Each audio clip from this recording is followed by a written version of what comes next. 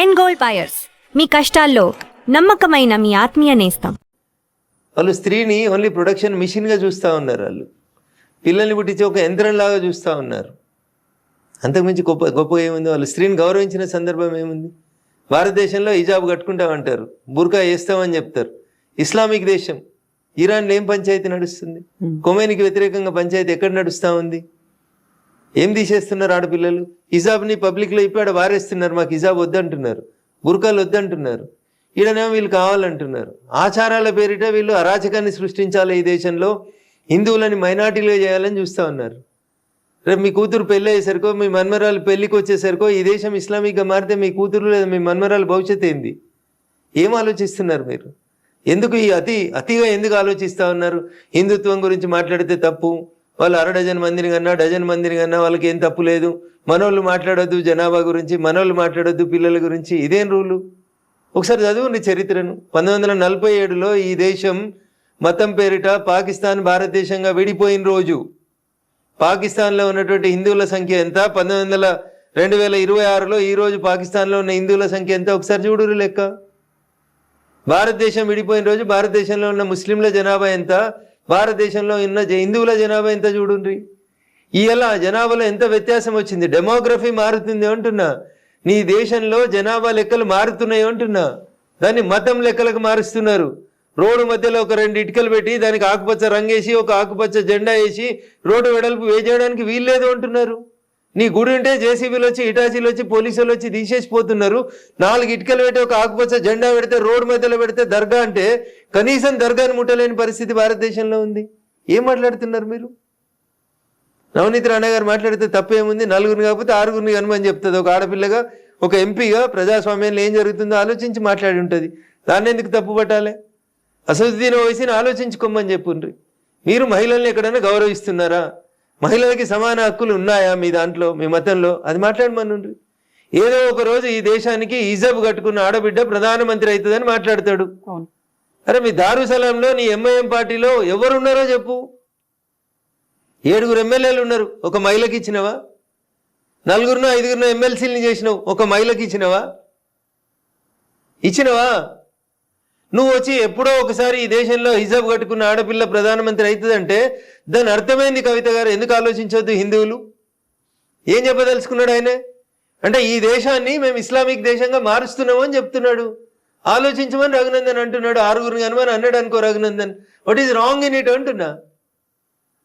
నీ ఆడపిల్లల్ని కాపాడుకోవడానికి, నీ మతాన్ని కాపాడుకోవడానికి, ఈ దేశ అస్తిత్వాన్ని కాపాడుకోవడం కోసం కనాల్సిన సందర్భం వస్తే కనుమని చెప్తాం. దాని తప్పు అధికారం ఎవరికి ఉంటుంది? ఒక ప్రధానమంత్రి అయితే ఇస్లామిక్ కంట్రీ అంటున్నారు. అదే ప్రెసిడెంట్స్ కూడా మన దగ్గర ఉన్నారు కదా. కలాం కూడా ఆయన ప్రెసిడెంట్ అయ్యాడు కదా. భారత ప్రజాస్వామ్య దేశంలో ప్రెసిడెంట్ గారి పాత్ర ఏంది, ప్రధానమంత్రి గారి పాత్ర ఏంది కవితకు తెలియదని నేను అనుకోవట్లేదు. మీరు అట్లా మాట్లాడడం తప్పు. దేనికి ఉండాల్సినటువంటి గౌరవం దానికి ఉంటుంది. రాష్ట్రపతికి ఉండాల్సినటువంటి గౌరవం రాష్ట్రపతికి ఉంటుంది. కానీ in a democratic country like India prime minister is the key post. అంటే ఏం చెప్పదలుచుకున్నాడు ఆయన? అసదుద్దీన్ ఓవైసీ ఏం మెసేజ్ ఇవ్వదలుచుకున్నాడు? ఎందుకు అర్థమైతలేదు మీలాంటి మేధావులకి? ఏం చెప్తున్నాడు ఆయన? ఏం చెప్తున్నాడు? ఒక ముస్లిం మహిళ ఈ దేశానికి ప్రధానమంత్రి అవుతుంది కావద్దని నేను అంటలేను. అంటే అందులో కూడా ప్రోగ్రెసివ్నెస్ కనిపిస్తుంది. ఏం ప్రోగ్రెసివ్నెస్? ఎంఐఎం పార్టీకి మహిళను అధ్యక్షుని వేస్తే ప్రోగ్రెసివ్నెస్. అది హైదరాబాద్ ఎంపీ మహిళను పోటీ చేపిస్తే ప్రోగ్రెసివ్నెస్. నీ పార్టీలో ఉన్న 7 ఎమ్మెల్యేలలో సగం మంది ఎమ్మెల్యేలు మహిళలు ఉంటే ప్రోగ్రెసివ్ థాట్. నీవు నామినేట్ చేసినటువంటి 4 ఎమ్మెల్సీలలో 2 ఎమ్మెల్సీలు మహిళలు ఉంటే అది ప్రోగ్రెసివ్ థాట్. కానీ నువ్వు ఏం రెచ్చగొట్టగలుగుతున్నావు? నీ పార్టీలో ఎవరు మహిళలు ముందుకు రారు. కానీ ఈ దేశానికి ఒక ముస్లిం, ఒక హిజాబ్ కట్టుకున్న మహిళ ప్రధానమంత్రి కావాలని నేను కోరుకుంటున్నా, అవుతుంది భవిష్యత్తులో అని చెప్తున్నావు అంటే నువ్వు దేన్ని ప్రోత్సహిస్తున్నావు? దేన్ని ఎంకరేజ్ చేస్తున్నావు? మీ జనాభాను పెంచమని మీ వాళ్ళకి చెప్పకనే చెప్తున్నావు కదా. అకల్మన్కు ఇషారా బస్ కదా. ఈ మాత్రం కూడా హిందూ బంధువులు ఎందుకు అర్థం చేసుకోవద్దు? అప్పుడు మాట్లాడతారు. నవనీత్ రాణా మాట్లాడినా, రఘునందన్ మాట్లాడినా, రేపు ఇంకొకరు మాట్లాడినా బరాబర్ మాట్లాడతాం. నీ డెమోగ్రఫీని మారుస్తున్నారు వాళ్ళు. కొన్ని ఇప్పుడు వెస్ట్ బెంగాల్ పంచాయతీ అంతే ఏంది? మొత్తం బంగ్లాదేశ్ ముస్లింలని, రోహింగ్యాలని, మయన్మార్లో ఇస్లామిక్ దేశాలలో తన్నెలగొడుతున్నారు వాళ్ళని. బంగ్లాదేశ్లో రోహింగ్యాలు ఉండరు. బంగ్లాదేశ్లో ముస్లింలకు ఉండడానికి సవలతులు లేవు. వాళ్ళకి సవలతులు ఏడున్నాయి? భారతదేశంలో ఉన్నాయి.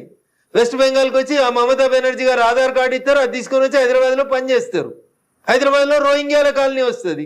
కాంగ్రెస్ ముఖ్యమంత్రి వీఆర్ సెక్యులర్ అంటాడు. కాంగ్రెస్ ముఖ్యమంత్రి జూబ్లీ హిల్స్ ఎలక్షన్స్ అప్పుడు ఒక అడుగు ముందుకేసి కాంగ్రెస్ అంటే ముస్లిమ్స్, ముస్లిమ్స్ అంటే కాంగ్రెస్ అంటాడు. కరెక్ట్ చెప్పిండు రేవంత్ రెడ్డి గారు, ప్రత్యక్షంగా చెప్పినా పరోక్షంగా చెప్పినా. ఇందిరమ్మ భర్త ఫిరోజ్ గాంధీ గారు, వాళ్ళకంటే ముందు మాదంతా ముస్లిం మతం, మేమంతా అదే జాతీయులం, మా నాయకులంతా ముస్లింలే అని చెప్పకనే చెప్పిండు. అర్థం కావాల్సింది హిందువులకి, ఆలోచించాల్సింది హిందూ సమాజం. 70% నువ్వు తగ్గి 20% వాళ్ళు వస్తేనే ఇన్ని అరాచకాలు జరుగుతున్నాయి ఈ దేశంలో. బీహార్లో కిషన్ గంజ్లో ల్యాండ్ మాఫియా ఇచ్చి హిందూ భార్యాభర్తల్ని కోసేసి భూములు ఆక్రమించుకొని పోతున్నారు. ఇవేవి మన మీడియా కనబడాయి, ఏవి మాట్లాడితే సెక్యులరిజం, మాట్లాడితే మత సామరస్యం, బొంద సామరస్యం. రేపు బొంద పెడతానికి జాగలు కూడా ఉండేవి మీకు, ఉంటే గింటే మా తరం మా తర్వాత తరానికి ఏమైనా ఉంటుండొచ్చు.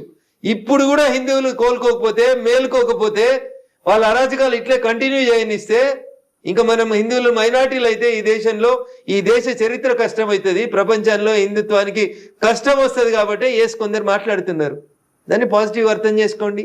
నెగటివ్ ఎందుకు తీసుకుంటారు? బరాబర్ మాట్లాడతారు, తప్పకుండా మాట్లాడతారు. మాట్లాడాల్సిన సందర్భం వచ్చినప్పుడు మాట్లాడతారు. నా మతాన్ని మాట్లాడుకోవాలన్న రోజు, నా మతాన్ని కాపాడుకోవాలనుకున్న రోజు బరాబర్ అందరం మాట్లాడతారు. కాకపోతే బీజేపీ అనగానే హిందూ మతం గురించి, కాంగ్రెస్ అంటే ముస్లిం అన్నట్టుగా అదే ముస్లింలకు అన్యాయం చేసినామా? మేము ఎక్కడన్నా సిలిండర్లు ఇచ్చేటప్పుడు మీరు ముస్లిం కాబట్టి మీకు సిలిండర్ ఇవ్వద్దని చెప్పినామా? మేము ఎక్కడన్నా రోడ్ వేసేటప్పుడు ఇదంతా ముస్లిం బస్సు ఈడ రోడ్ వేయకమని చెప్పినామా? ఏం మాట్లాడతారు కవిత గారు? బైన్సాల చూడు ఏం జరుగుతుందో. ఎంఐఎంఓడు మేయర్ అయితే హిందువుల ఇళ్ళ దిక్కు రోడ్ వేయ అంటాడు, నల్లా నీళ్ళు ఇయ్య అంటాడు. ఒకసారి చూడు ఏం జరుగుతుందో. బైన్సాకు ఇంటర్వ్యూ చేయండి ఒకసారి, తెలుస్తుంది. సకినాల మీద ఏం చేసిరో చూడు, హిందువుల మీద దాడులు ఎట్లా జరిగినాయో చూడు బైన్సాలో. ఇవేవి పనికిరావు మనకి. వాటి గురించి రఘునందన్ ఎందుకు మాట్లాడతాడు అంటాడు వాడు బైన్సాకి వెళ్ళి. ఎవరు మాట్లాడాలి? రఘునందన్ మాట్లాడకపోతే నువ్వు మాట్లాడు. బైన్సాలు ఉన్న హిందువులు మాట్లాడుండ్రి. బైన్సా పీస్ఫుల్గా ఉందా చెప్పుండ్రి. బైన్సాలో హిందువులు ముస్లింల సంఖ్య సమానమైనప్పుడు హిందువుల పట్ల ముస్లింల వ్యవహారం ఎట్లుందో అడుగుండ్రు ఒకసారి. ఇవెందుకు అడిగారు? ఇవెందుకు ఆలోచించారు? ఒక్కసారి ఎవరో ఒకరు మాట్లాడగానే దాన్ని భూతద్దంలో పెట్టి ఎందుకు చూస్తుంది మీడియా?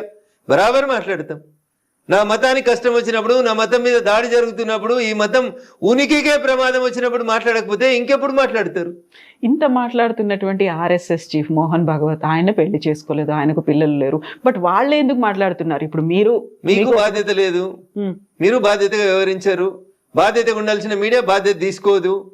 వారు ఈ దేశం కోసం తన జీవితాన్ని అంకితం చేసి దేశం కోసం పనిచేస్తూ ఏది మంచి ఏది చెడు అని చెప్తున్నారు. హిందుత్వాన్ని కాపాడకపోతే ఏం నష్టం జరుగుతుందో చెప్తారు. దానికి పెళ్ళే కావాల్సిన అవసరం ఏముంది? 4 పెళ్లిళ్ళు చేసుకున్నటువంటి అసదుద్దీనో 5 పెళ్లిళ్ళు చేసుకున్నటువంటి ఇంకొక ఆయన్నో వాళ్ళ మతం గురించి మాట్లాడతలేరా? ఆడ తప్పెందుకో కనబడతలేదు మీకు. మరి వీడు ఏకపత్ని వ్రతుడు కాదు, వీడు ఇట్లా సిద్ధాంతాలు వల్లిస్తాడని చెప్పిరా మీరు? పెళ్లి చేసుకోకపోవడం నేరమా? దేశం కోసం జీవితాన్ని అంకితం చేయడం నేరమా? అట్లాంటి వాళ్ళు అంకితం చేసిరు కాబట్టి మీలాంటి వాళ్ళు కళ్ళు తెరుచుకోవాలని కోరుకుంటున్నాం కదా. కాకపోతే వాళ్ళు మాట్లాడుతున్నారు, వాళ్ళకి లేరు, వాళ్ళు పెళ్లి చేసుకోలేదు కదా, ఇంకొకరిని ఎవరినో కనమని చెప్పే బదులు వాళ్ళ ఇంట్లో వాళ్ళు చూసుకోవచ్చు కదా అనే ఒక మాట ఉంటుంది కదా. తప్పేముంటుంది దాంట్లో అంటున్నా.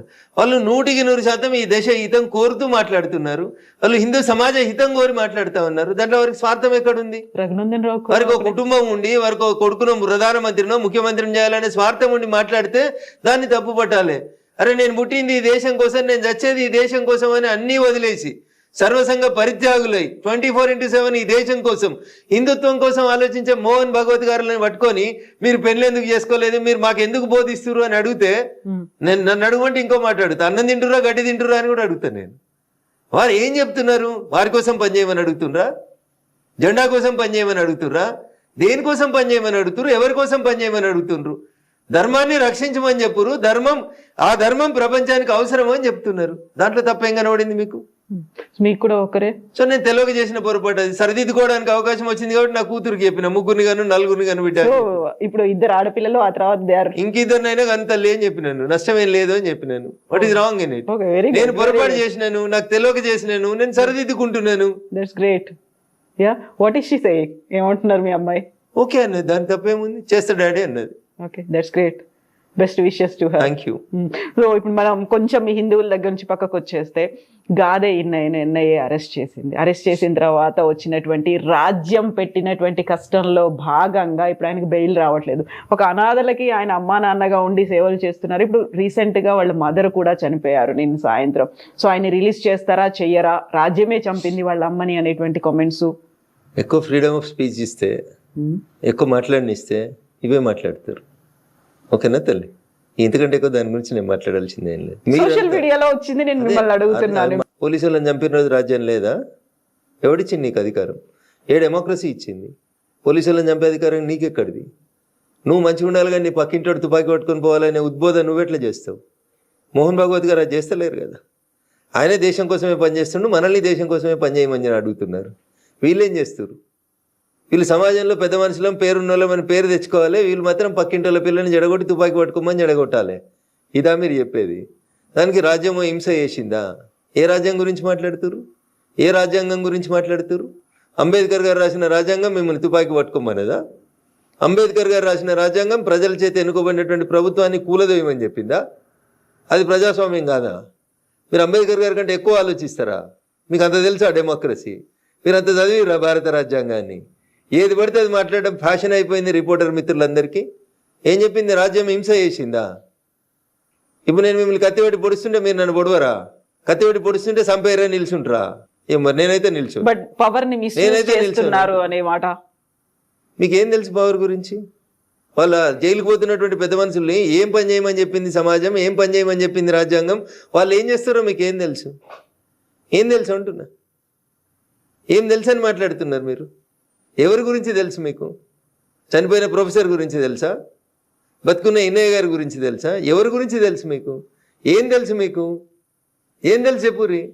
వాళ్ళు ఏం పని చేసిరో చెప్పుర్రి. ఏం తెలియకుండా ఏదో మీదికి చూసుకొని వచ్చి మాట్లాడితే ఎట్లా? ఒకసారి డీప్గా పోయి చూడుండ్రి. వాళ్ళు పుట్టింది ఎక్కడ, పెరిగింది ఎక్కడ, వాళ్ళు ఏం చేసిరు, వాళ్ళ జీవితకాలంలో ఏం జరిగింది ఒకసారి గమనించుండ్రి. ఏం తెలుసు అని మాట్లాడతారు? భారత రాజ్యాంగాన్ని గౌరవించిన వాళ్ళని రాజ్యాంగం ఎట్లా గౌరవిస్తుంది? భారత రాజ్యాంగం మీద విశ్వాసం లేదు, ప్రజల చేత ఎన్నుకోబడిన ప్రభుత్వం మీద విశ్వాసం లేదు, మేము ప్రభుత్వాన్ని కూలదోస్తాం, ప్రభుత్వం మీద తుపాకులు పట్టుకొని యుద్ధం చేస్తాం అంటే ఏం చేయాలి ప్రభుత్వం? ఏం చేయాలి ప్రభుత్వం? ఏం చెప్పారు అంబేద్కర్ గారు? 5 ఏళ్ళకి ఒకసారి ఓటేయమన్నారు. మీ ఓటుకి ఎంత విలువ ఉందో నా ఓటుకు అంతే విలువ ఉంది అన్నారు. ధనవంతుని ఓటుకు అంతే విలువ ఇచ్చిర్రు, బలహీనుని ఓటుకు అంతే విలువ ఇచ్చిర్రు, ఆడబిడ్డల ఓటుకు అంతే విలువ ఇచ్చిర్రు, మగవాళ్ళ బిడ్డ ఓటుకు అంతే ఇచ్చిర్రు. ఆ డెమోక్రటిక్ వేలో ఎన్నుకోబడినటువంటి భారత ప్రభుత్వాన్ని ఎవరో 4 లేదా 40 మంది లేదా 4000 మంది తుపాకులు కట్టుకొని కూలగొడతాం, కాల్ చేస్తాం, పడగొడతాం, అమాయకులందరినీ చంపేస్తాం అంటే చూస్తూ కూర్చోవడాన్ని రాజ్యం ఎట్లంటారు? రాజ్యం డ్యూటీ చేయాల్సిందే కదా. భారత రాజ్యాంగం ఏం చెప్తుంది? ప్రజల చేత ప్రజల కొరకు ప్రజలే ఎన్నుకున్నటువంటి ప్రభుత్వం ప్రజల్ని కాల్ చేస్తుంటే ఏం చేయాలి? కాల్ చేస్తుంటే చూస్తూ కూర్చోవాలా? ఏంది రాజ్యం బాధ్యత? ఏంది? మీకు ప్రొటెక్షన్ ఇచ్చుడు కాదా?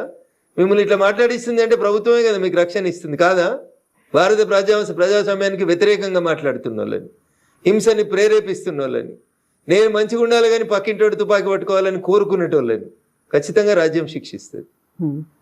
సో ఇప్పుడు అందులో మీరున్నా ఎవరున్నా ఎల్లయ్యున్నా మల్లయ్యున్నా శిక్షించబడతారు. జనజీవన స్రవంతిలోకి వచ్చారు. ఆ తర్వాత 100కు పైగా పిల్లలకి ఆయన ఒక ఆశ్రమం కట్టించి చేస్తున్నారు. ఒక సేవలు చేస్తున్నటువంటి ఒక పర్సన్ ని తీసుకెళ్లిపోయారు. So I don't want to comment anything more than this. Okay, మీకేం తెలియదు కాబట్టి మీరు అట్లా మాట్లాడుతున్నారు. మాకు తెలుసు కాబట్టి మేము మాట్లాడదు కాబట్టి మాట్లాడుతున్నాం. ప్రభుత్వం తన పని తాను చేసుకోబోతుంది. ప్రస్తుతం వారి కేసు కోర్టు ముందు ఉంది. నేను ఇంతకంటే ఎక్కువ మాట్లాడలేదు. సో ఫోన్ ట్యాపింగ్ కేసు కూడా ఇప్పుడు మళ్ళీ కేసు సుప్రీంకోర్టు దగ్గరే ఉంది. ఆయనకు బెయిల్ ఇవ్వాలా వద్దా అనేది ఇప్పుడు ప్రభాకర్ రావు సిఐబి మాజీ చీఫ్ ఆయన దగ్గర ఏమవుతుంది అనుకుంటున్నారు ఈ కేసుల్లో? జడ్జి గారు ఏం చెప్తే జరుగుతుంది. Oh no not that bail case, overall గా ఏం జరగబోతుంది? ఫోన్ ట్యాప్ ఏం జరగదు, ఇలాగే స్టేటస్ కోర్ అట్లనే ఉంటుందా? సినిమాలు నడిచినట్టు పుష్ప 1, పుష్ప 2, పుష్ప 3 నడిచినట్టు, లేకపోతే కోడలు దిద్దిన సంసారం, అత్త దిద్దిన సంసారం అని తెలుగు సీరియల్ టీవీలలో నడిచినట్టు, అట్లా పేపర్ వాళ్ళకి వార్తలు అయినప్పుడు ఒక బ్రేకింగ్ అన్నట్టు, ప్లేట్ బ్రేకింగ్. రఘునందన్ రావుకి నోటీసులు ఇచ్చిన సిట్ అంతే. ఇంకా ఏమైనా జరిగేది ఉంటే 2 ఏళ్ళకెళ్ళి ఎందుకు జరగలేదు? బువ్వ ఉడికిందా లేదా 2 మెతుకులు చూస్తే తెలుస్తుంది. ఈ ప్రభుత్వం ఏం చేస్తుందా చేయదా అనేది గరణి పడుతుంది కదా. 2 ఏళ్ళకెళ్ళి దిగుతూనే ఉన్నారు కదా. 1వ సిట్టు, 2వ సిట్టు, 3వ సిట్టు, 4వ సిట్టు, ప్రభుత్వం పోతుంది, అయిపోతుంది. ఇంకో 3 ఏళ్ళ పడేది ఇట్లనే కంటిన్యూ అవుతుంది. అంతకంటే గొప్పగా ఏమవుతుంది అని మీరు కలగంటారు. ఎప్పుడు నేను చెప్తా. ఏం చేయగలుగుతారు వాళ్ళు? ఏం చేయలేరు. ఎందుకంటే ఇప్పుడు వాళ్ళు కూడా ట్యాపింగ్ చేస్తారు కాబట్టి. మీది అవుతుందా? అవుతుంది, డెఫినెట్గా అవుతుంది. నా ఫోన్ ట్యాప్ కదని మీరు ఎందుకు అనుకుంటారు? అప్పుడు వాళ్ళు చేసిరు, ఇప్పుడు వీళ్ళు చేస్తారు. కాకుండా మీరు ఇప్పుడు బీజేపీ ఎంపీగా ఉన్నారు, రాష్ట్ర ప్రభుత్వం అయితే ఏమవుతుంది? అప్పుడు బీజేపీ రాష్ట్ర అధ్యక్షుడు ఉన్న బండి సంజయ్ ఫోన్ ట్యాప్ చేయలేదా? కిషన్ రెడ్డి గారు ఫోన్ ట్యాప్ చేస్తలేరా? చేస్తూనే ఉంటారు అంతే. వాళ్ళకి నచ్చకపోతే అది ఒక రకమైనటువంటి ఇది అన్నట్టు పోలీసులు చేసేటువంటి ఒక డ్యూటీ అది అంతే. సో మరి మీరెందుకు కంప్లైంట్ చేయలేదు, లేకుంటే దానికి సంబంధించి మీరు ఎందుకు అందరికంటే ముందు మాట్లాడింది నేనే. No, ఇప్పుడు మీద అవుతోంది, ఇప్పుడు కూడా అవుతోంది అనేది. చేస్తలేమో అంటారు, చేస్తలేమో అని చెప్తారు అంతే. ఏం చేస్తారు ఇంక అంతకంటే. అప్పుడు పాత ప్రభుత్వం అదే చెప్పింది, ఇప్పుడు ఈ ప్రభుత్వం కూడా అదే చెప్తుంది. దాంట్లో తేడా ఏముంటది? ఏముంటది. సో ఈ కేసులు ఇవన్నీ ఎప్పుడు బయటకు వస్తాయి మరి? ఇప్పుడు జరిగేటువంటి ఏం బయటకు వస్తాయి అనుకుంటారు మీరు? ఏం జరగదా? ఏం బయటికి రావు, ఎవరిని ఉరి తీయరు అంతే. వాళ్ళు వీళ్ళని తిడతారు, వీళ్ళు వాళ్ళని తిడతారు, వాడు కొట్టినట్టు చేస్తాడు, వీడు ఏడిచినట్టు చేస్తాడు, అంతకుమించి వాళ్ళిద్దరు ఏం చేసేది ఉండదు. కాంగ్రెస్ టీఆర్ఎస్ రెండు తోడు దొంగలే, ఏం చేయలేరు వాళ్ళు, ఏం చేయరు. ఏమన్నా చేస్తే మేము అధికారంలోకి వచ్చినాక చేస్తాం, వాళ్ళని ఇద్దరిని మడతేస్తాం, మేమే ఇస్తాం. కేవలం రాజకీయంగా టైం పాస్ అంతేనా? ఇప్పుడు టీఆర్ఎస్ చేసిందంటే ఇప్పుడు కాంగ్రెస్ చేస్తుందంటే వేరే పార్టీలలో ఉన్నటువంటి రాజకీయ నాయకుల్ని వేధించేందుకు వాడుకునేటువంటి ఒక వెపన్ అది, అంతకుమించి వాళ్ళు చేసేది ఏమన్నా. So Congress party 2 years complete చేసుకుంది ఇక్కడ గవర్నమెంట్ ని, రేవంత్ సర్కార్. ఏమనిపించింది ఈ 2 ఏళ్ల పాలన మీకు?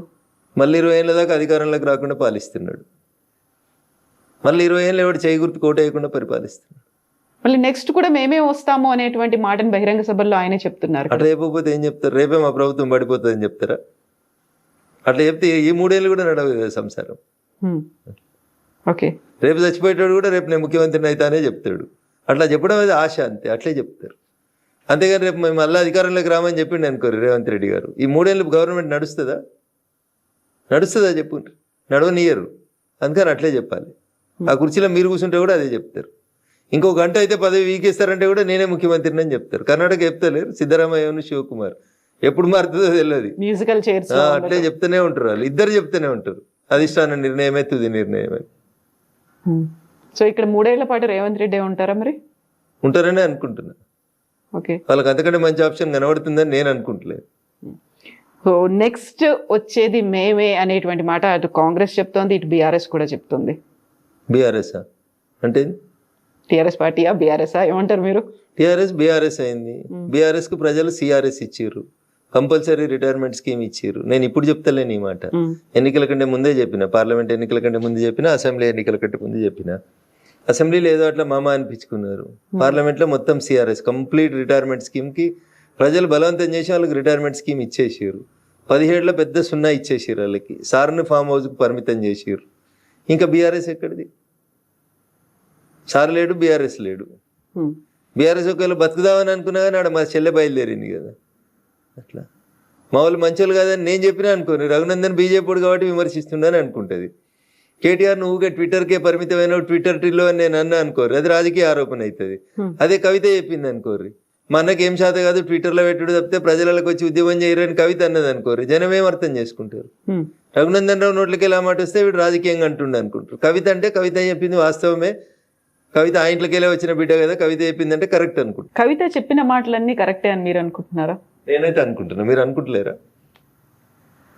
అందులో టీఆర్ఎస్ నుంచి బీఆర్ఎస్ దాకా ఎందుకు మార్చారో అనే మాటతో పాటుగా కేసీఆర్ బయటికి రాకపోతే మీరు అంత స్మూత్ గా మాట్లాడుతున్నారు. ఏం బీకి కట్టలు కట్టిరని మీరు తెలంగాణ నిడిచిపెట్టి దేశంలో రాజకీయం చేస్తామని ఒక ఆడపిల్ల అడిగింది. ఎవడన్నా ఉంటే చెప్పురు సమాధానం దానికి. తెలంగాణలో మీరు తెలంగాణకి ఏం పీకి కట్టలు కట్టిరని ఏదో టీవీ ఛానల్ ఇంటర్వ్యూలో చెప్పలే కవిత గారు. ఆ కవిత నిండు శాసన మండలిలో చెప్పింది, on the floor of the house చెప్పింది. దానికి ఒక్కడన్నా సమాధానం చెప్పిండా? ఎందుకు పంజాబ్లో రైతులకు పైసలు ఇచ్చిరో అని అడిగింది, చెప్పిర్రా? తెలంగాణలో రైతులు చచ్చిపోతే ఏం చేసిరో అని అడిగింది, తెలంగాణ ఉద్యమకారులకు ఏమి ఇచ్చిరో అని అడిగింది. సరిపోదా సమాధానం? మూతోడు ప్రశ్నలు అడుగుతుంది కదా. శంకరమ్మ అనేటువంటి మలిదశ తెలంగాణ ఉద్యమాన్ని మలుపు తిప్పినటువంటి సోదరుడు శ్రీకాంతాచారి తల్లిని టిఆర్ఎస్ ఎలియాస్ బీఆర్ఎస్ ఎట్లా వంచింది కవిత అంటే, ఇక్కడ గన్ పార్క్లో నిలబెట్టి కాల్ చేయాలి వాళ్ళని, 2 గన్మెన్లను పంపించి. రేపు అమరవీరుల స్తూపం సెక్రటరేట్ ముంగట కట్టిన అమరవీరుల స్తూపం ఓపెనింగ్ ఉంటే ఎంత చిల్లరగాళ్ళు అంటే, మళ్ళీ చెప్తున్నా, ఎంత చిల్లరగాళ్ళు అంటే ఆ పదం కూడా వాళ్ళకి చిల్లరనే, ఇంకా అది చాలా ఎక్కువ వాళ్ళకి. ఆమెను ఎమ్మెల్సీ చేస్తున్నామని టీవీలలో బ్రేకింగ్ న్యూస్లు నడిపించి, ఆమెకి 2 గన్మెన్లను పంపించి అమరవీరుల స్తూపం ఓపెన్ చేసినాక ఆమెకి ఎమ్మెల్సీ ఇవ్వలేదు. ఇంతకంటే నీతి మాలినటువంటి పార్టీ ఏమైనా ఉంటుందా చెప్పుండ్రి? మీలాగా జ్యూస్ తాగలేదు శ్రీకాంత్ సారి, మీలాగా పెట్రోల్ పోసుకొని అగ్గిపెట్టే మర్చిపోలేదు, మీలాగా ఏదో జోక్ కోసం అగ్గిపెట్ట పోసుకొని పెట్రోల్ పోసుకొని అంటు పెట్టుకోలేదు. ఆయనే మలిదశ తెలంగాణ ఉద్యమాన్ని మలుపు తిప్పిన శ్రీకాంతాచారి తల్లికి ఏమిచ్చినావు నువ్వు? ఏమిచ్చినావు 10 ఏళ్ళ నీ పాలనలో? 10 పైసలు ఇచ్చినావా నువ్వు? నీ కొడుకుని ఎమ్మెల్యేని చేసుకున్నావు, మంత్రిని చేసుకున్నావు. నీ అల్లుని ఎమ్మెల్యేని చేసుకున్నావు, మంత్రిని చేసుకున్నావు.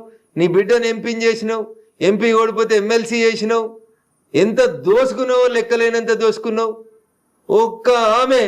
ఒక్క తల్లి తన కడుపు కోత మాలిదశ తెలంగాణ ఉద్యమాన్ని మలుపు తిప్పిన శ్రీకాంతాచారి తల్లికి నీ 10 ఏళ్ళ టెన్యూర్లో ఎమ్మెల్సీ పదవి ఇవ్వడం చేత కానీ మిమ్మల్ని ఏమనాలే?